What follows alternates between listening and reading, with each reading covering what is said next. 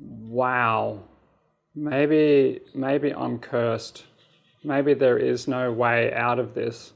Maybe I am not aware that I am actually the seed of Satan.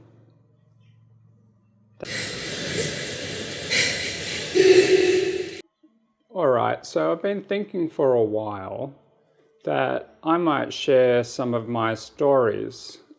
Now, when I say stories, I mean experiences. And I wasn't sure how I was going to do this, but in my book that I published many years ago, I did mention some of those in there, the first published book I did.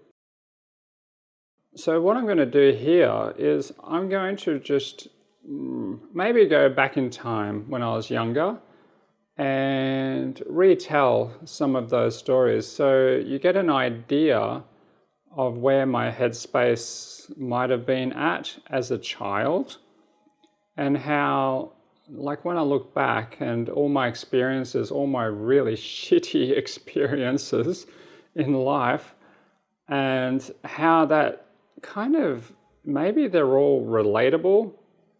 You know, I'd like to think that everyone has a purpose in life, although I try not to hold on to that too much because, well, quite frankly, you can get disappointed if you don't meet your purpose. So my understanding is, though, that I like to experience stuff. And sometimes I don't like to experience stuff at all. So currently, for example, I have Meniere's disease. All right, so I have a really bad ringing in my ear. I'm pretty much totally deaf in my left ear. I have pressure in my head. I have brain fog. I have dizziness all the time. And so from the outside, you might not see that. So I have what I call medium days, and then I have really bad days. And I've had this ever since I've had a COVID infection, probably about 2 years ago, and I've just been struggling ever since. Okay. Now, why would I want to experience that? You know, I try to look at the positives in stuff, even though it's so difficult, and we know what that's like. However, when I look back on my life, I can also see challenges that I used to have as a child in different forms, and how eventually I got over that. So I'm hoping that this is a challenge that I can get over. So going back to my childhood, it evolves around this scenario. Imagine this. We're in the 1970s in the western suburbs of Sydney, and my parents, they worked really hard, like they were workers, and they traveled about an hour to work, sometimes more each way, to do their jobs, and they did shift work. So my mum, for example, she worked in a mental asylum, so she was working in the kitchens there, and she did 12-hour shifts in the city, so it'd take her about an hour to come home. And my dad, he was basically, well, he was a draftsman, but then I don't know, something happened to his career or something, and then he just changed careers because it was easier, or I don't know what. And then he was basically working with machinery, so in a factory, like a factory maintenance kind of person. So he was also working shift work. I have a younger brother. No, I don't. I sometimes think he's a younger brother, but he's actually older. Why did I say that? I don't know. Anyway, my older brother is only like, I don't know, he's like 14 months older than me. But to me as a kid, he seemed, because he's larger than me, so he always seemed like he was, I guess, bigger than life, bigger, older than me in physical form, at least. But anyway, so my brother and I kind of I got along with him. I didn't think he got along with me that well. But maybe I was a little pain in the ass, I don't know. But he used to tease me quite a bit, as siblings do. But one of the things that that really kind of gave me a little bit of peace was early in the mornings, because my brother used to sleep in. And so I would be the first one to wake up in the household when everyone was there. And I'd be up before the sun came up. And we had at the time it was a pretty big deal, but we had a remote control TV, which a lot of households just simply didn't have. My dad loved to spend money, too much money. So he was really not very good with money.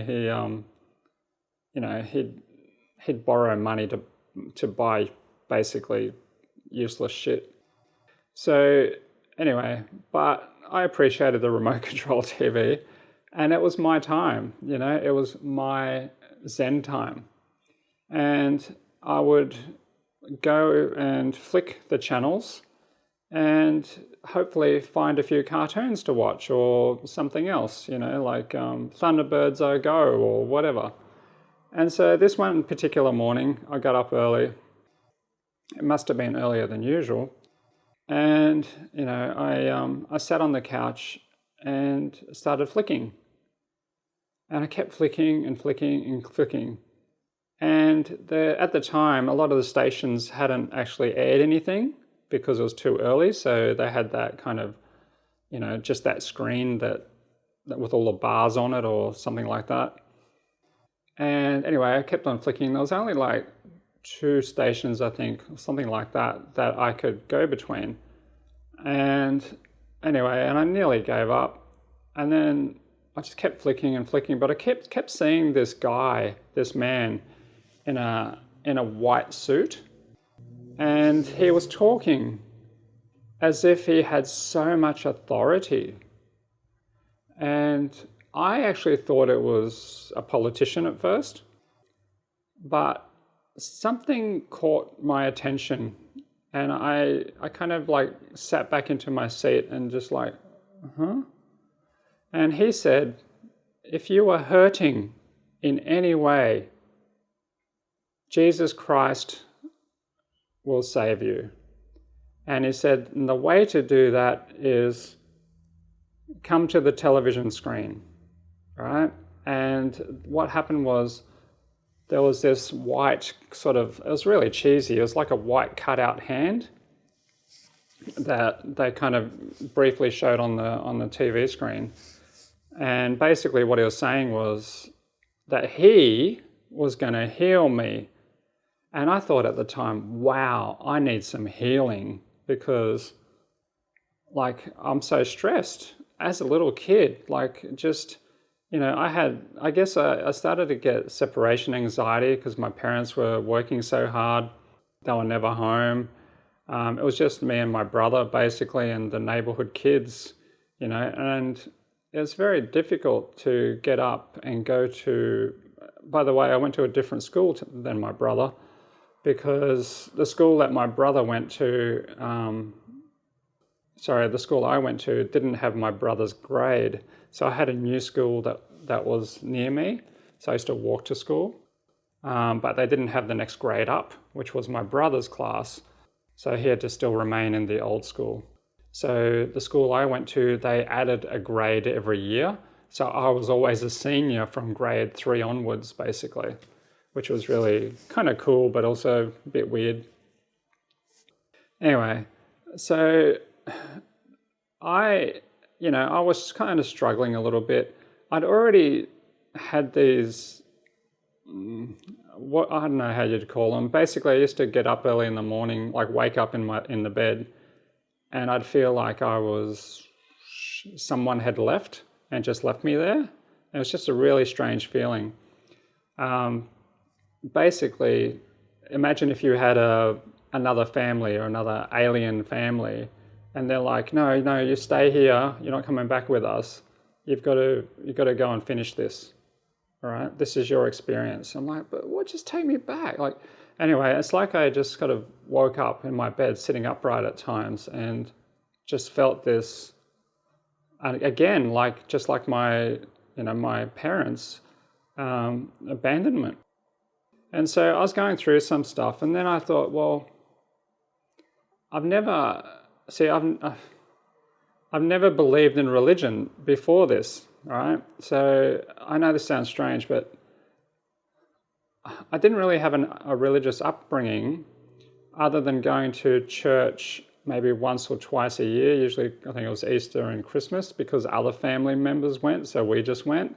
And I remember being in these churches, and I was like, this is ridiculous. Like, why is this man telling me how to connect with God, and why is this all necessary? It just blew my mind why people would think that a church can get you closer to God.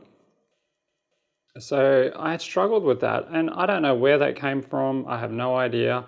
It's just always been with me. Because I guess also I used to talk a lot, like people might call it prayers, I guess. But when I was by myself, sometimes sitting on the toilet, I would talk to God. And, that was my way of connecting with God, or whatever you want to call God, a higher being or something. But I just it's like I just knew that there was something else there, and I never doubted it. It just was. Anyway, so I'm sitting on this couch, and then this guy on the TV who's dressed in white, what you would call an evangelist, an American evangelist.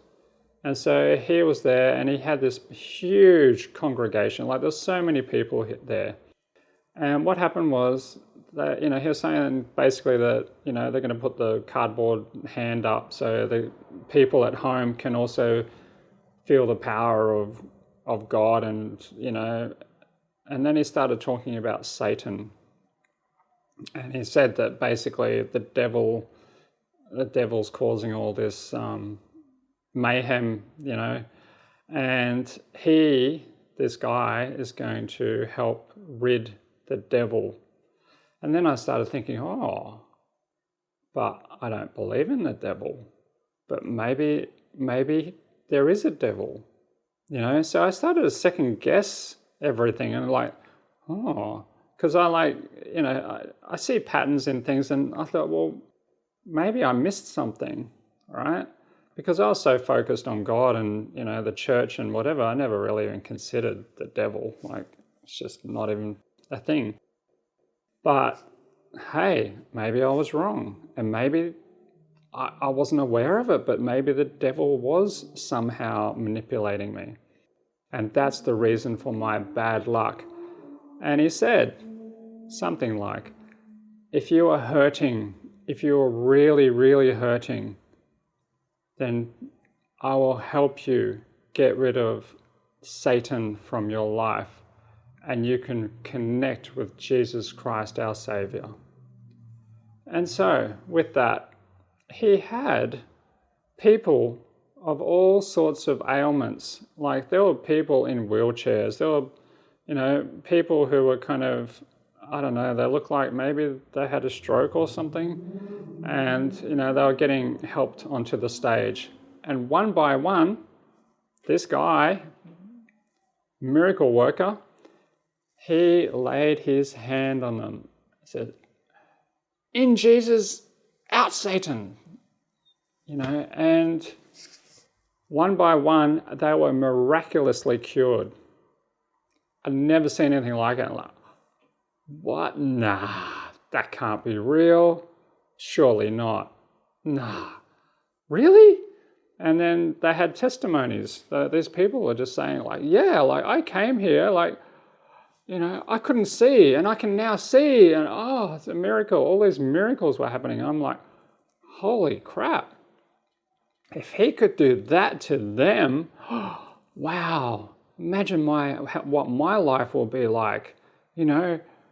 I would not feel the way I did. My parents would be happy because they were always fighting. My mum was she had some issues. My dad had his issues with spending. She had her issues with childhood stuff as well. And, the wheels, maybe they're going to be in motion and everything's going to be all right, If I just got rid of this thing, maybe I had let Satan into our lives, and this was my fault, that all this bad luck and all this infighting, and my mum would lock herself in the bathroom at times and cry, and there was a lot going on. And I thought, well, yeah, okay, maybe I'll take ownership of that and I will do something about it. So I thought, okay, I'll give it a go.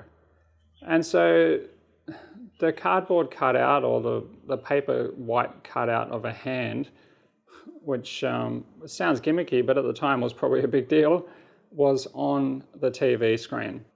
And he offered people in their lounge rooms to come on to, put their hand on the screen with their, and connect with the power of healing through that hand as he spoke. And so I did. I crawled over to the TV and I put my hand on it, and I'm kind of looking over my shoulder, making sure my brother wasn't up, because he would have paid shit on me big time. Anyway, I felt a bit kind of ridiculous at first, but then it just kept on going and going and going, and he was such a good kind of charismatic salesperson that I thought, whoa. And then and then he reminded me that he just healed all these people through the love of Jesus Christ, of course, not him, although he kind of, made himself a little bit special. And so I thought, well, okay. So I had my hand on the TV screen, and it said, right, now really, really want it, really concentrate, really want the joy and the joy of life, and, all the pain in your life to get out, And he kept going on about Satan for quite a bit, or the devil, you've got no control over me, get out of my body, all that sort of stuff. And then he's like, Jesus demands you get, all this stuff, like, get out, devil, all that. And then what happened was he spoke about Jesus quite a bit. And he said, you have to really, really believe in Jesus Christ. Okay. So that was a point where I'm not sure if I did. Now, I said the word did because, well, it doesn't matter what I think now, but just for this story, let's just run with that. Because to me, in my mind, Jesus was a man. He was a man, and I always thought that. Like, he was the embodiment of a person, or he was a person. He wasn't, as far as I could tell, God, because the God that I spoke to was not Jesus. So how could he be God? I didn't quite make that connection. I did go to, well, not Sunday school, but at school you had religious classes, and I used to go to one of those, but only because the one I chose, which was, was it Church of England or something?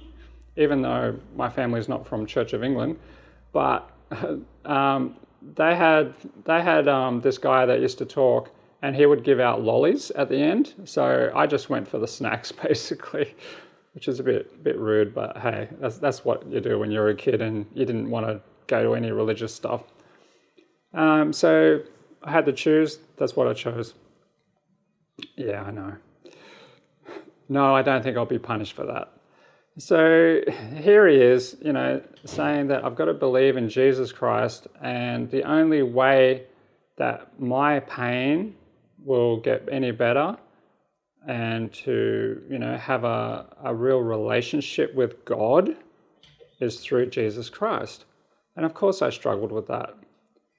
And I thought, but then he kept talking about it and, saying the reasons why and whatever.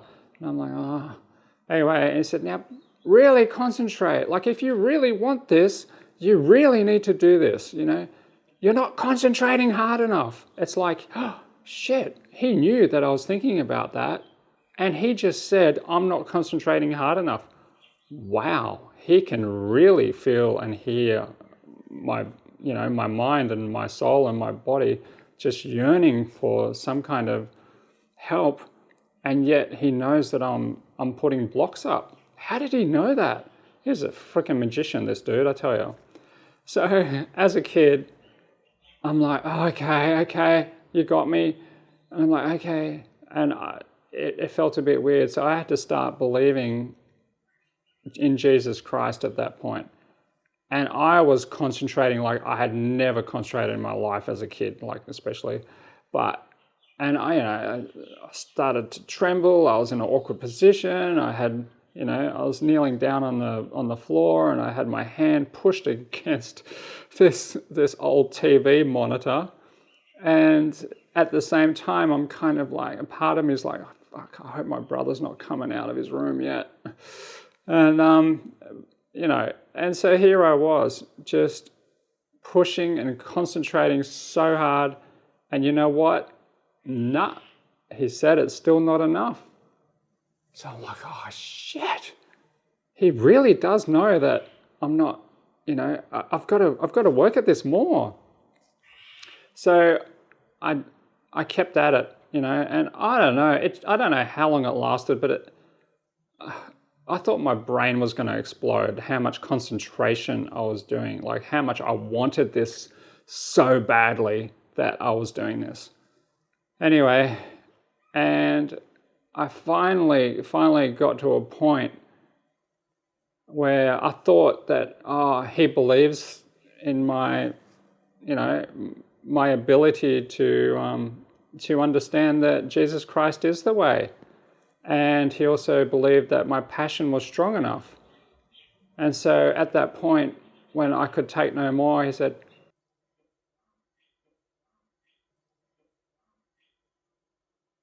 Jesus Christ in, Satan out. You are cured.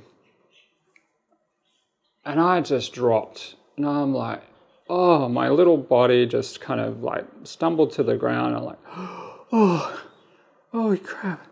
And then I'm just waiting. And I'm waiting. And meanwhile there's people on the TV, there's more people are coming up, and they, he's laying their hands on them and they're miraculously cured. And I'm just like, nothing. I feel the same. I am the same. The atmosphere in the house didn't change. There was nothing.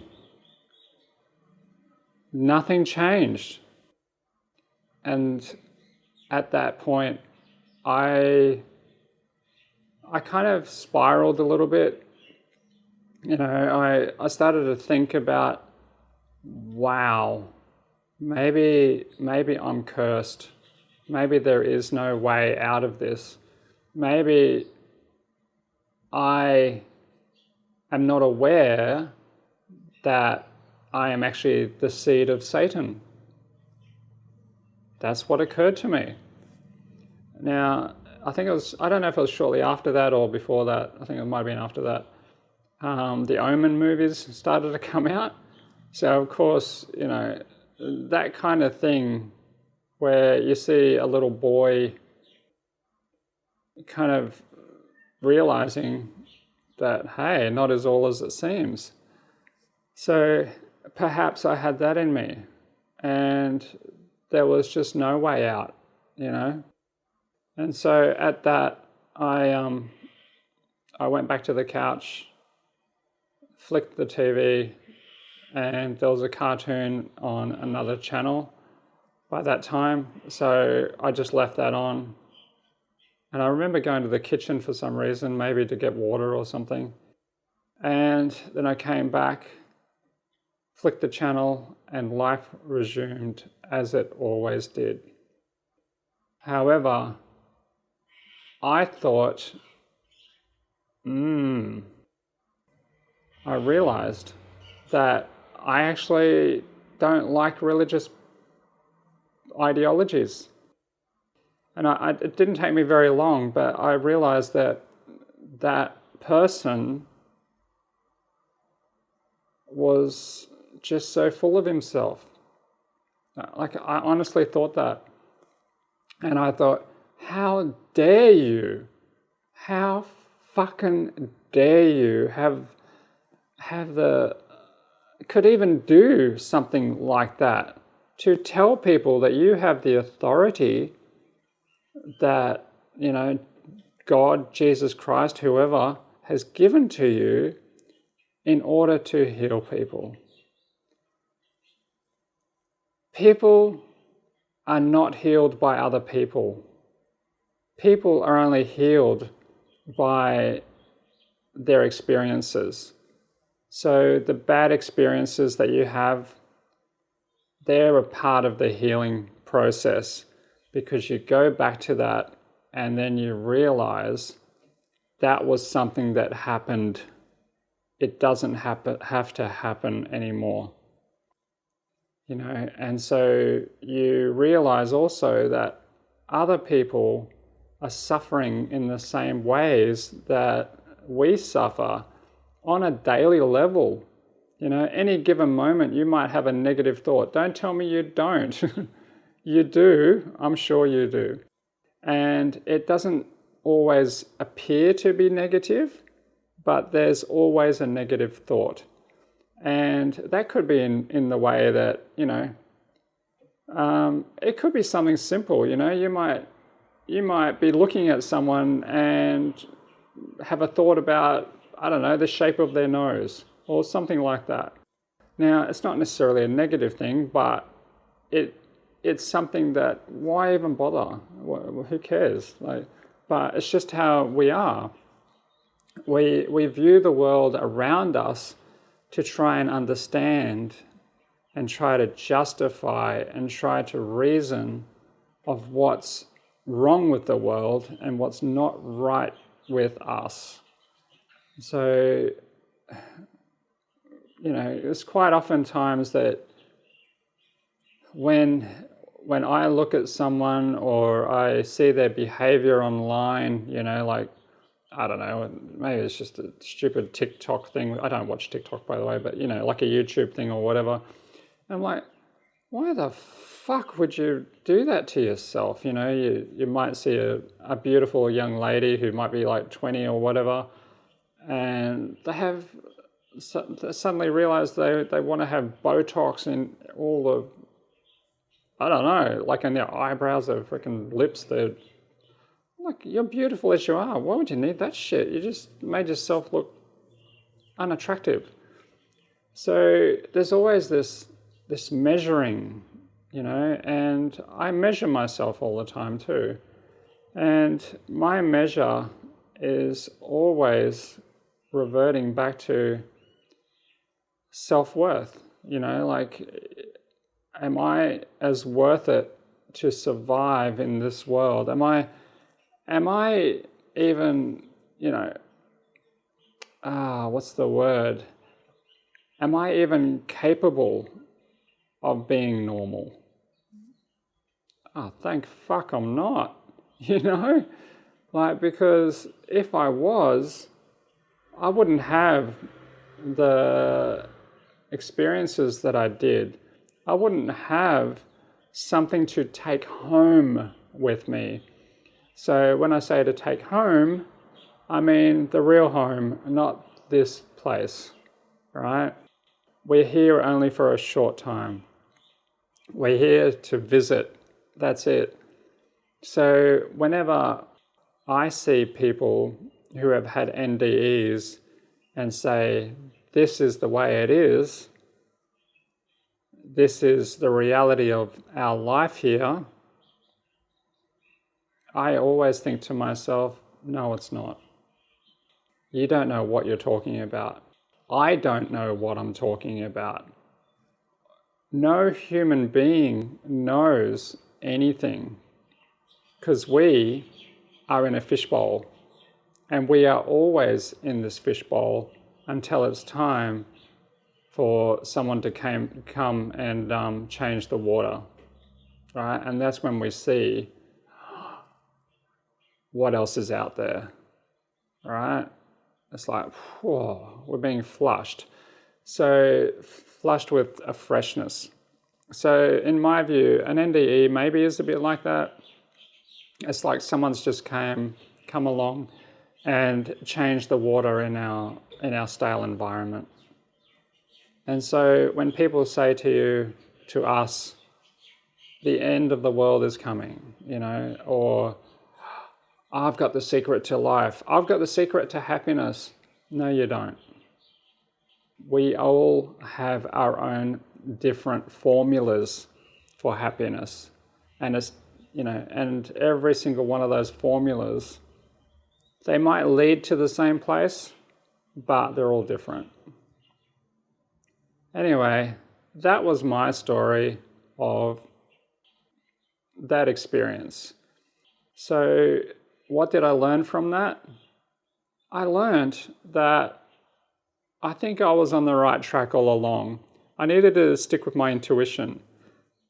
My intuition was that a man cannot save you from anything, or a woman, or a plus, whatever, he, she, they, whatever, all right?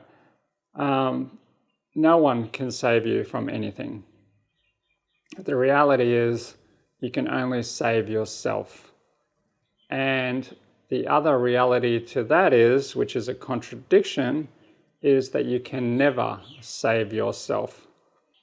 Because as humans, we're not here to save ourselves or anyone else. We're just here to observe and record.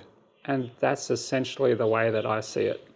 It doesn't have to be for you, of course, but that's the way I see it.